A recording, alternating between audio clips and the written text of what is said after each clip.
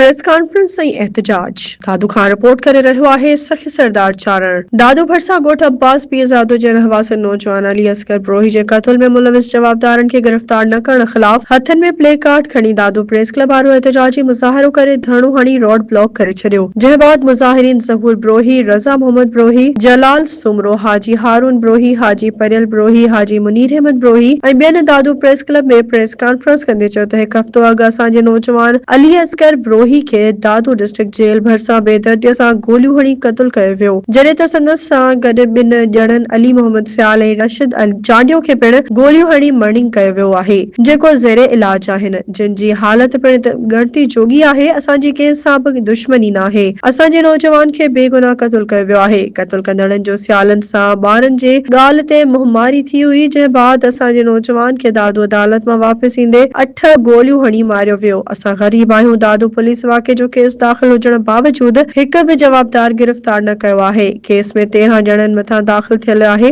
जंहिं में 9 ब्रोही ऐं 1 लखारी ऐं 3 नामालूम माण्हू शामिल आहिनि। पुलिस 10 लख वठी जवाबदारनि खे गिरफ़्तार न पई करे। असांजे नौजवान जे क़त्ल में वॾेरा मुलविस आहिनि। हिकु हफ़्ते खां नौजवान जे क़ातिलनि जी गिरफ़्तारी लाइ दादू बी सेक्शन थाणे जा चकर काटे रहिया आहियूं। प्रेस कॉन्फ्रेंस कंदड़ चयो त नौजवान अली असगर ब्रोही जे क़ातिलनि खे गिरफ़्तार न कयो वियो त असां इंडस हाईवेज़ ते धरणो पाण खे बाहि ॾेई छॾींदासीं, जंहिं जो ज़िम्मेवार दादू एसएसपी संदसि अमलो हूंदो।